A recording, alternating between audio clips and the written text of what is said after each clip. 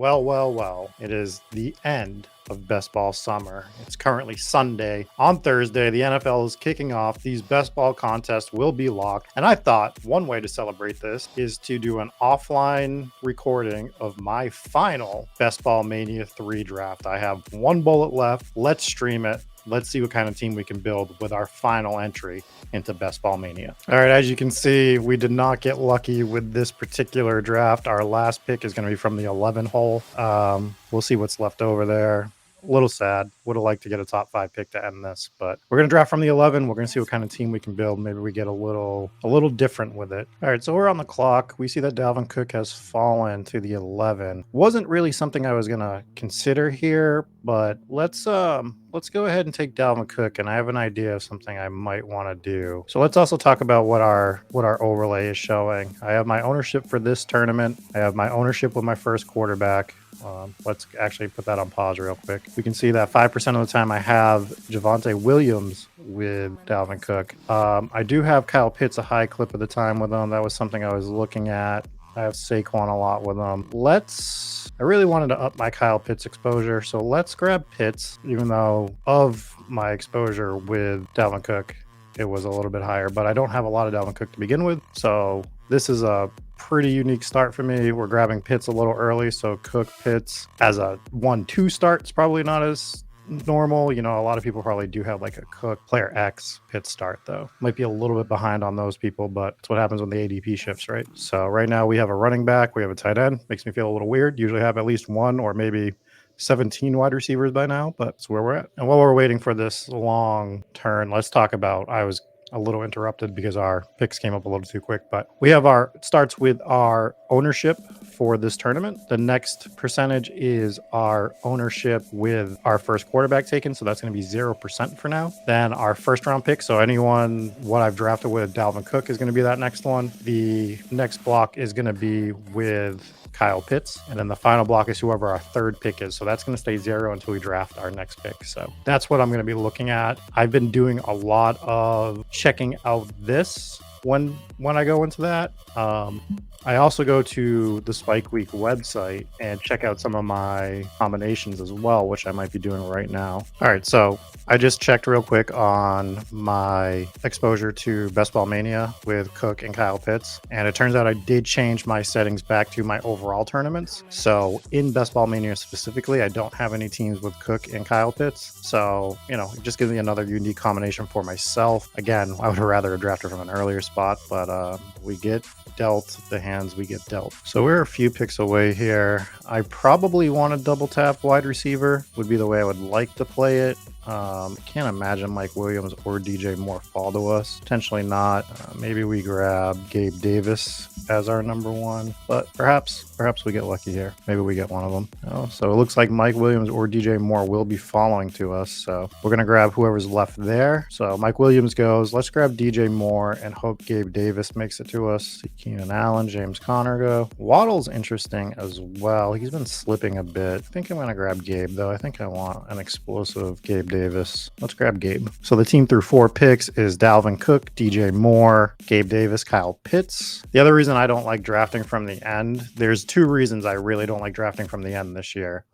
We can make up reasons every year, I suppose, but the 2 things that I think are detrimental to drafting from the end is, I think not just the first round top 5 is a big tier break. I think the top 4 to 5 players in the 3rd round usually is a big tier break from the rest of the 3rd round, maybe even more so than the 1st round. And I like to grab elite QB.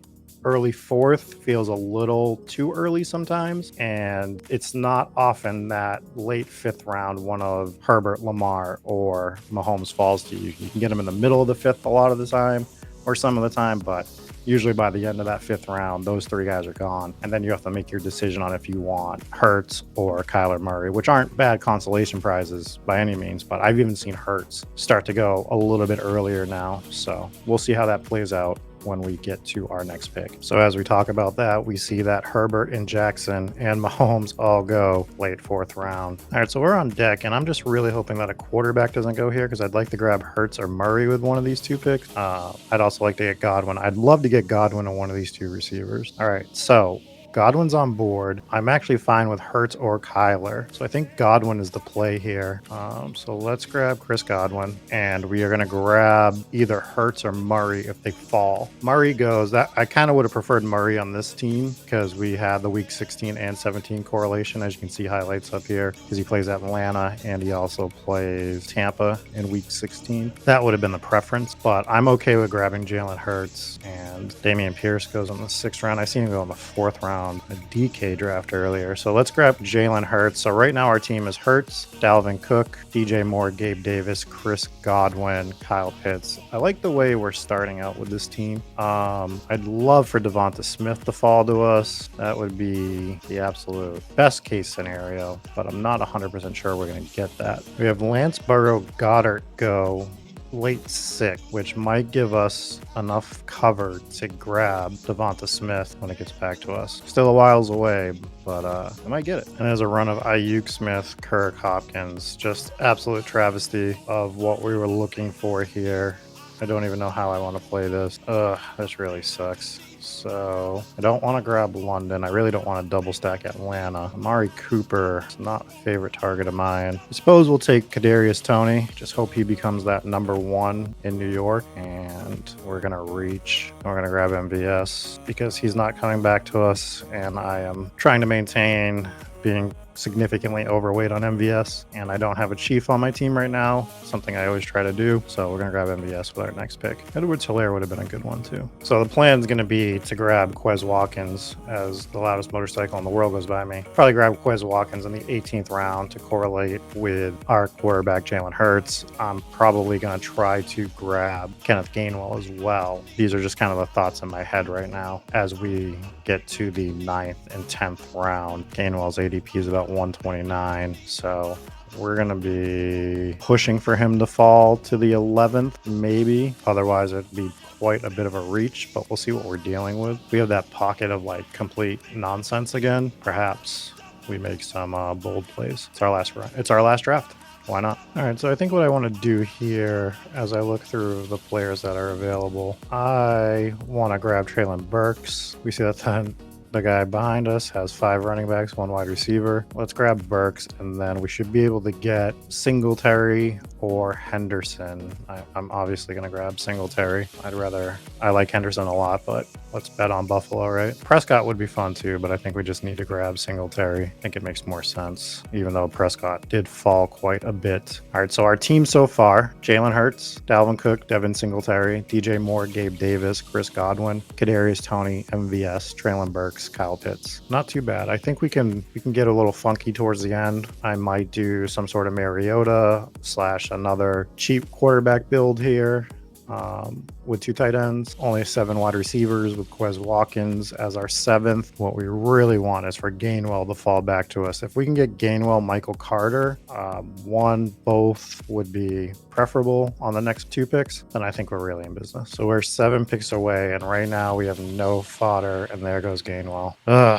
Anytime you can take your 5th RB, we might get boxed out of Michael Carter too, which is just really going to be a disaster. All right, so Michael Carter at least gets back to us. So that is going to be a for sure pick for us at the moment. I'm starting to pivot to wanting to go to a 8 wide receiver build when we have this Romeo Dubs potential, week 17 game stack. Dubs could be good. There's nothing else I'm loving on the board right now, especially for running back. We could push it a bit. We're looking at like James Robinson, Tyler Algier, Khalil Herbert. I wouldn't mind Mostert being my 4th RB. I don't know. I kind of might want to do some sort of, you know what? We're going to go James Robinson. I think if he gets back to us, he should. This guy has 5 RBs and only 2 wide receivers, which is just like a disgusting build. Dubs would be fine. He takes Julio. Let's just grab James Robinson. We don't have a lot of them. I don't like the Jacksonville backfield. I like the passing game a lot more, but this is kind of the position we're in. I feel a little bit better about taking James Robinson here. I still want Quez to be my 7th wideout. It's frustrating when you get in these rooms that you want them to take running backs, but then they just don't stop, and they're just pounding running back. And we have about 3 or 4 guys that just absolutely are annihilating the running backs in this one and not relenting. So what we got to do is we have to do what's best for the team. team and grab freaking James Robinson. But I definitely don't want less than 6 running backs on this team. And I feel like when I have to go to Robinson, which is sort of like a tier break for me, that I might want to go 7. Although we do have Dalvin Cook as the anchor. So there is that. There is that. I forget that Dalvin Cook is actually an anchor because I never take him. So there we are. Not a lot of week 17 correlation on this team.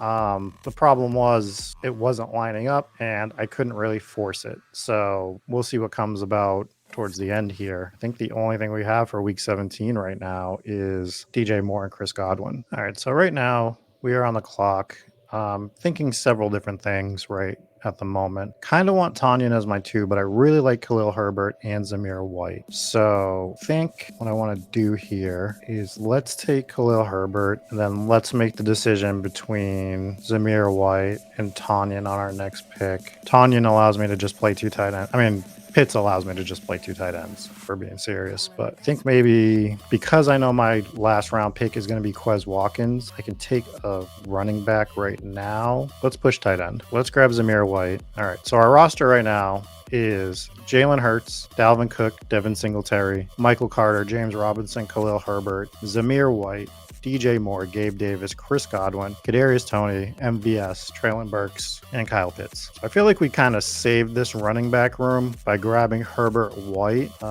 We know we're grabbing Quez Watkins. I think this gives us sort of a luxury pick on if we want to go anywhere, really. I'm still, my hope right now as I talk through this is when I was looking at tight ends, I think that we might be able to get Hayden Hurst as our second, which gives us the week 17 correlation, and not even just the week 17 correlation, but I'd really like to have a little piece of that Cincinnati offense. We do see a tight end run starting right now. We see Gesicki and Ingram go. We'd have Tanyan and Higbee as like sort of a little bit of fodder, but we're 13 picks away. I see a lot of guys with 1 tight end. We see Raven Bunny picks twice, only has 1 tight end. He takes Tanyan, so that just leaves Higbee and Hurst as a little bit of fodder. We do see the next few guys picking have 2 tight ends, so hopefully they don't feel the need to grab a third yet. All right, so this is where it's going to really matter. We got 3 people coming up right now that all have 1 tight end. Hopefully only one of the tight ends gets taken. I'll take Higbee, I'll take Hurst, and I'll be happy. Higbee goes, we get Hurst. That's what we're going to do here. We're going to grab Hayden Hurst, and then we are really going to reach, I think, on our second quarterback. I've just seen these quarterback rooms the last few days going really weird. So even though Mariota's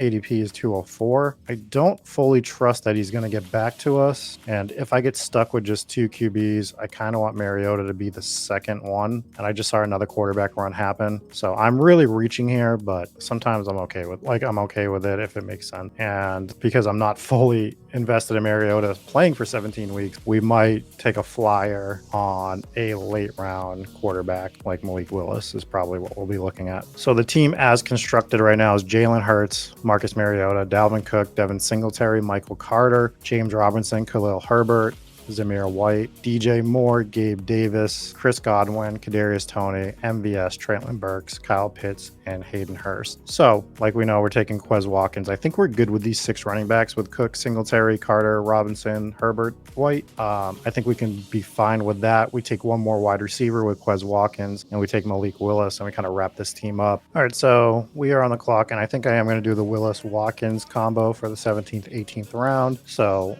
I'm going to grab Willis first, just because I think there's like a slight higher tick that he would get drafted. We see Andy Isabella go on the 17th, Curtis Samuel, and we'll grab Quez Watkins. So final BBM draft is done. I don't love it. I knew once I got the 11th pick, I wasn't going to love it, but let's go over the team. We got Jalen Hurts, Marcus Mariota, Malik Willis. We have Dalvin Cook, Devin Singletary, Michael Carter, James Robinson, Khalil Herbert, Zamir White. Don't hate that backfield. Not a big Dalvin Cook guy, but we got him at the 11th pick, so a little past normal. We reached on grabbing Kyle Pitts because I just wanted to up my Pitts exposure, and I was never going to get him late 3rd, most likely, so I'm not against reaching here and there. The wide receivers are DJ Moore, Gabe Davis, Chris Godwin, Kadarius Toney, MVS, Traylon Burks, Quez Watkins. I think that's a really fun wide receiver room. Really do enjoy that, especially after starting with not a wide receiver. Starting DJ Moore and just pounding it with Gabe Davis, Chris Godwin, Toney, MVS is a lot of fun. And then we have Kyle Pitts and Hayden Hurst as our tight ends. So overall, I don't hate the team. It's not like my least favorite team I've drafted. I feel relatively good about it.